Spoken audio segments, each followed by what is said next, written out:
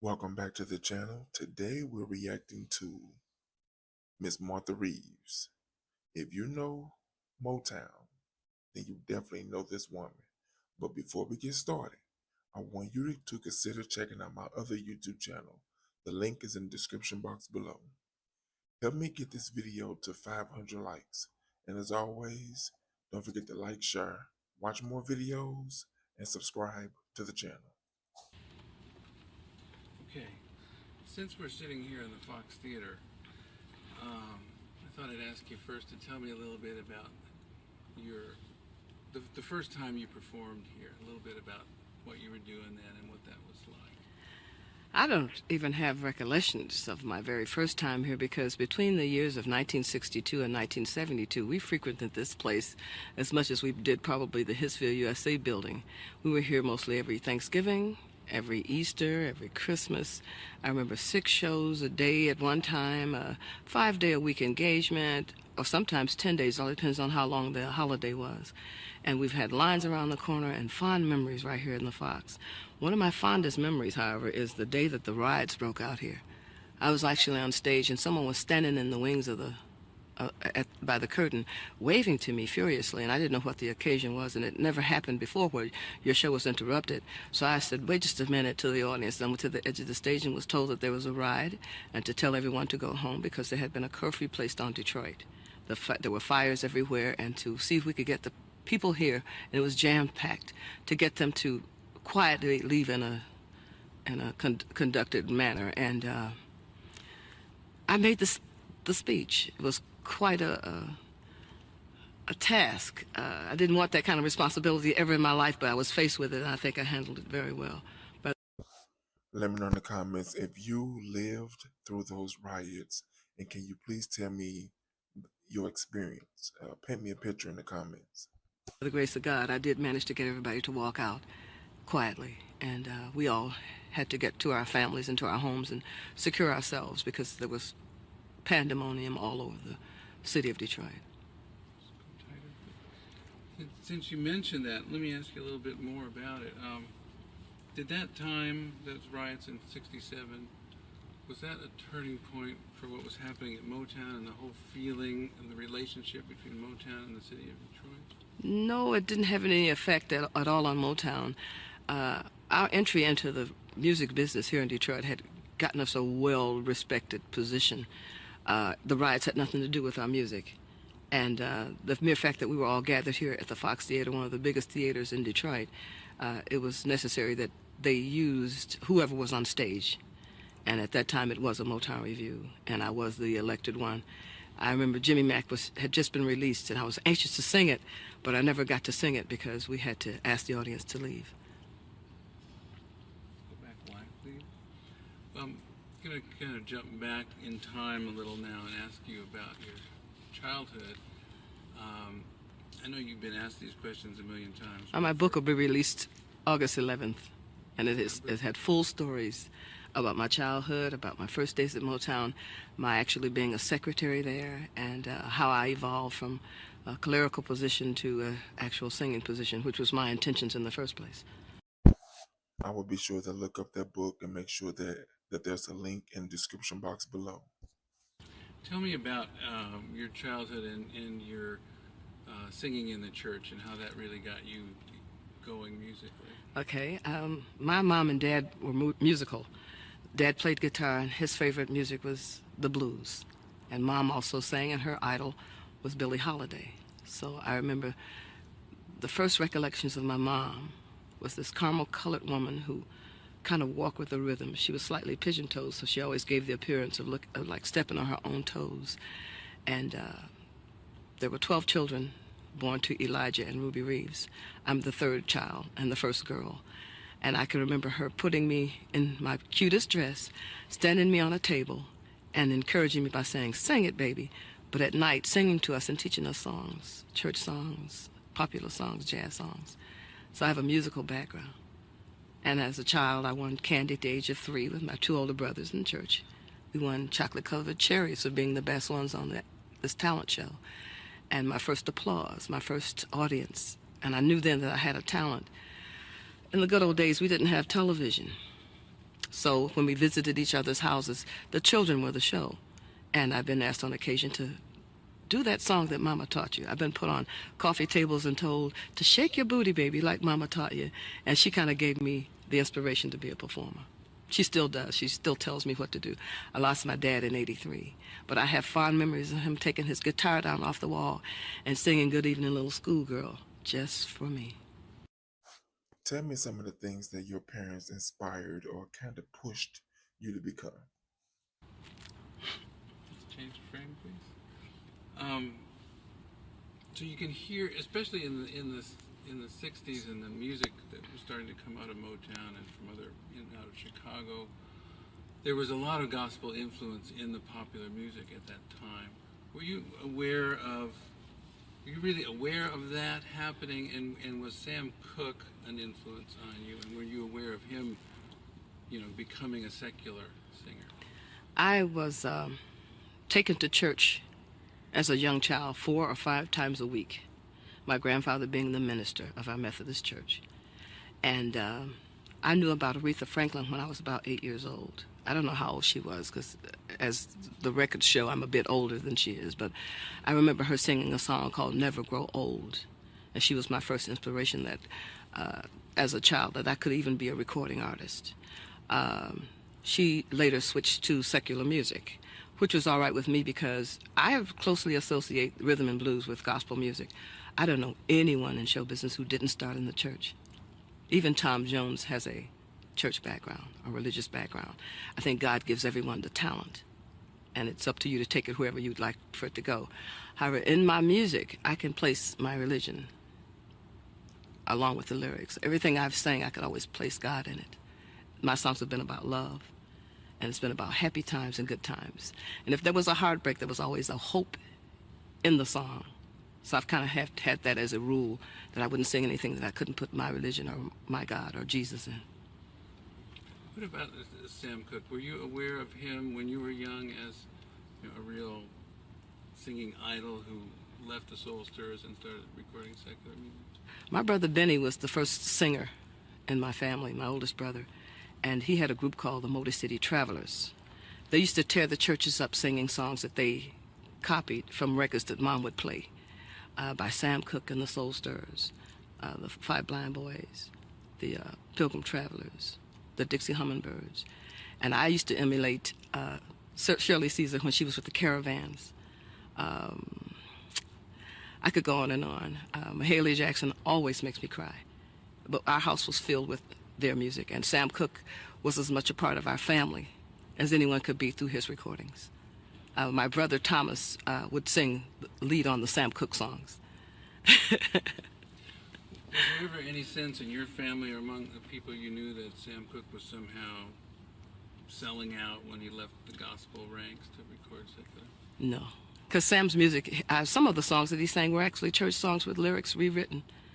He's always been one of God's favorite vocalists to me, and I didn't think the switch in lyrics had anything to do with his spirit or the same, he gave the same input in the music, regardless of what the lyrics were. You always knew that he was that guy who sang in the Soul Stirrers. I think he kept his talent about the same register. There was no change in his voice or delivery from gospel to secular music. Okay, let's just skip ahead to when you were with Motown and you were one of the performers that went out on that first Motortown Revue. And so many of you, as you have told, had not been in the South before. Maybe you could tell us a little bit about what it was like on that crowded bus and all those one-nighters and your first experience in the South. There was a difference in the city born and raised artists and the ones like myself who were born in the South. I was born in Eufaula, Alabama, and brought here at the age of 11 months old. But every summer we went south to visit my grandparents' farm. So I had a city life and I had a country life. Most of the people on that tour had migrated here with their families from the South. There were a few who were surprised at how things were done in the South. There were a lot of restaurants that we went in where we had to actually go in the back door and have cold hot chocolate and cold hot dogs. And that's all that we were served. Let me know in the comments, do you think you could have lived or survived during those times? I've seen the different fountains and refused to drink if it was a white and black fountain. But I knew about them before because of my experiences, living on my grandparents' farm for 2 months every summer.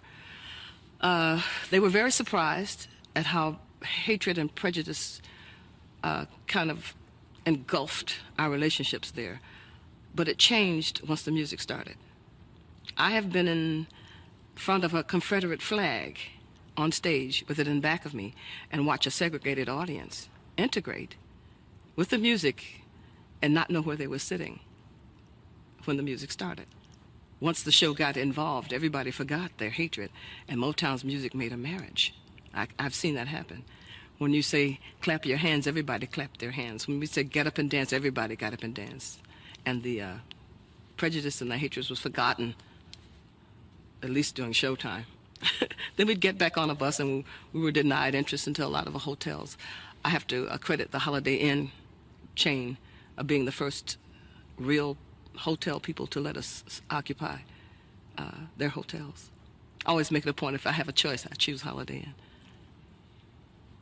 Now, in the time of that first tour was really the first time that a lot of these acts had been out performing, and you were all pretty Or young. traveled anywhere. They'd never been away from home. So what was that like? I mean, it must have matured. By the time you came back home, you must have all been much better performers. The Motown Revue, the very first one, was 94 one-nighters. That's 3 months of living on a bus. Out of those 94 one-nighters, we had about 3 hotel stays. So it was actually sitting on that crowded bus with a 12-piece band and 8 or 9 acts. Little Stevie Wonder, and who is now not little anymore, but he was our only child on the bus, and he kept everybody excited. Just rolled out a film. See, I can imagine the good times and the music and the experiences that they went through, the fun times. But I can't imagine, the crampedness and the hatred and all the anger. Let me know your thoughts about that in the comments. Oh, okay. Put up a new magazine. Where you? So we're in a different frame.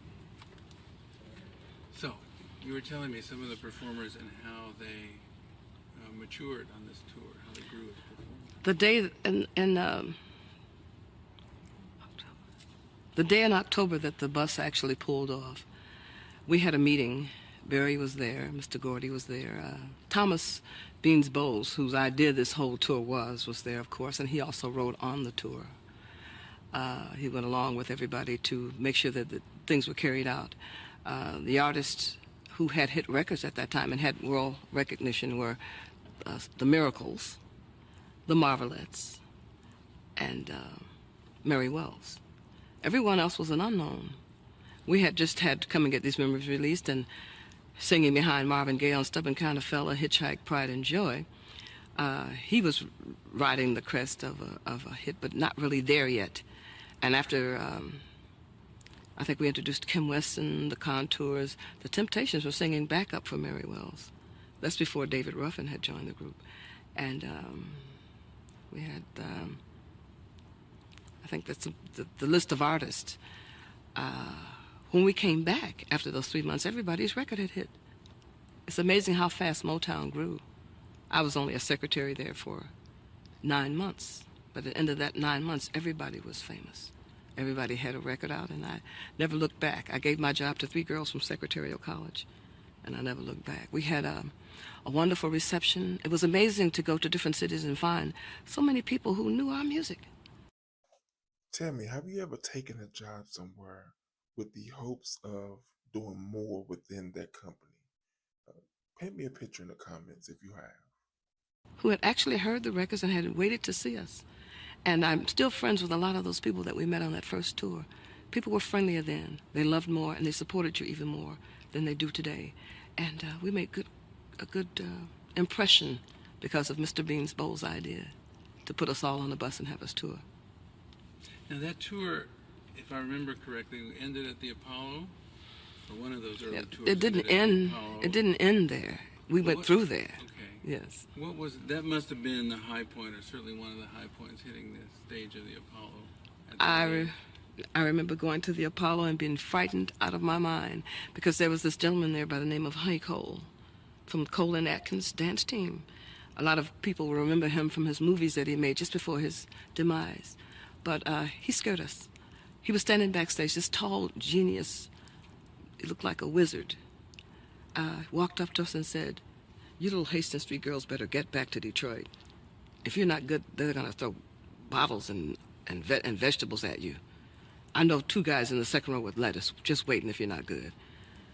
But you got time now to back out and go home." And he scared us so bad until we thought about it. But once we got on stage and sang Come and Get These Memories, they received us so well until I knew if you could make it at the Apollo, you could make it anywhere.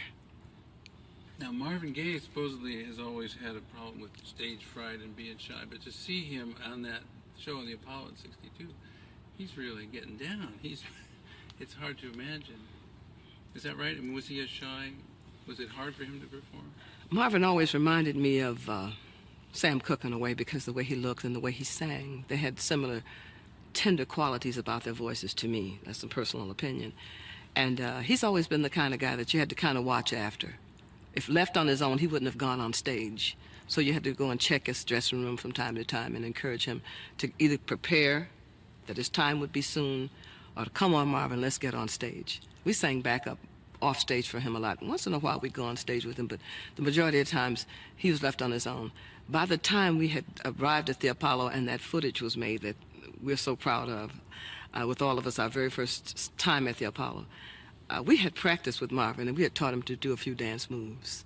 And we'd also encouraged him to open his eyes because he had the habit of singing with his eyes closed, basically because he's shy. And he had like an abundance of talent, and it was slowly discovered by the world, but we knew that he was a genius. I did, personally, because he was one of the guys on my roster as A&R secretary. When we couldn't get Benny Benjamin for a session, we called Marvin Gaye. I didn't know he was a singer. And later on, when his background was revealed to me, he had sang as a gospel, in a gospel group. His father's a minister, and Harvey Fuqua had him also in a group and brought him to Motown. He had taken a job as a drummer and worked as a road drummer for Smokey Robinson. They toured a lot with this guy on drums who wore this straw hat on his head, kept a pipe in his mouth, and wore these dark glasses. He wouldn't let you see his face. And then once he was discovered, it was like a male Cinderella story. Here comes this beautiful guy with all this talent, and he shared it with the world. Great. You mentioned Benny Benjamin. Let's talk a little bit about the Funk Brothers, especially that rhythm section, and how important, well, where do you think they were the basis of what is called the Motown sound, specifically talking about Benny Benjamin and James James? I think the Funk Brothers, who were first labeled the Greasies, this is a story I got from Earl Jones, the drummer, because they were all overweight. Earl being the heaviest, he topped the scale at 250. They were the unsung heroes of Motown. Had it not been for them, none of that beautiful music would have ever been recorded. Let's stop, please. A different frame than the last one, please.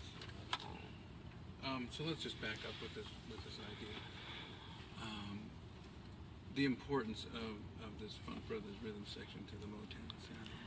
These were jazz musicians. The Funk Brothers were jazz musicians who, William Stevenson was my boss, Mickey Stevenson, went and handpicked the best of jazz musicians and kept them in the studio. They are not the guys who toured with us. These guys could not travel. James Jamerson specifically could not leave Detroit. Benny Benjamin did travel a little bit with Mary Wells, being the Motown drummer and the inventor of all the fine drum licks and pickups and turnarounds that you hear on our sessions and on our music. That's his trademark. That's his style that we all were glorified with.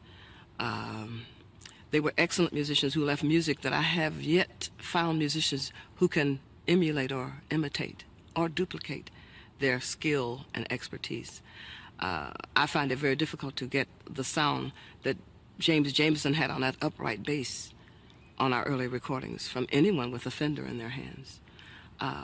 he had a touch, and he also gave us notes. Unlike the bass players of today, they'll give you sound because of all the woofers and tweeters and fuzz boxes and things they can click on at their toes. But Benny Benjamin spoiled us rotten by giving us notes to actually sing to, and bass lines. Excuse me. Change frame, please. Do you know anyone with the level of talent that she's speaking on? Let me know in the comments. Ask you to go into that again. You said Benny Benjamin. You meant James Jamerson. Mm-mm. You're talking. Yes, about, I did. Okay. Okay. Bass-wise, yeah. Let's pick it up again. Talking Okay. about Igor. Okay. So James Jamerson, you were saying how he really gave you notes to work with. Yes. James Jamerson was a bass player who played an upright bass. And it's really difficult to get new bass players with their fenders to give us notes. Now you get some tones and sounds, and they even pluck and pull at strings, something James would never have done. And they allowed us to be heard. The Motown sound would never have happened had the musicians not been the skillful guys that they were and the tasty jazz musicians that they were, because they allowed us to be heard. They played special things where you could fit your vocals in just like they fitted their music together. Yul was sharing with me after Earl's passing that they played so well together until they didn't even have to look at one another. Everyone knew its place musically and gave each other the respect to play along. And that's the reason for the Motown sound. That's the reason for the real grooves that we had and still maintain in our music, because of the Funk Brothers. Did they, being jazz musicians as they were, did they have trouble with this kind of simpler music when they first started recording at Motown? I think they took it seriously to the point where the music's not simple. It sounds as if it's easy to do, and it sounds simple, but it's not. And you'll only know that when you ask a band to play it. The hardest thing in the world is to get a bass player who can play Nowhere to Run. That's one of James' masterpieces, if you ask me. And I can't do My Baby Loves Me if the bass player can't read. That's one of James Jameson's inventions. They would give him a chord sheet. All the musicians had chord sheets. And it was their ingenuity and their expertise to add the lines that they did. I think James studied at home, and once he was approached with a session, he'd figure out something that he had invented at home, and he'd lend it to the Motown sound. He never got compensated any more than anyone else. As a matter of fact, the Funk Brothers, I think, were getting, when I was secretary, getting $5 a session. And then Union came in, and then it boosted up to $12 a session.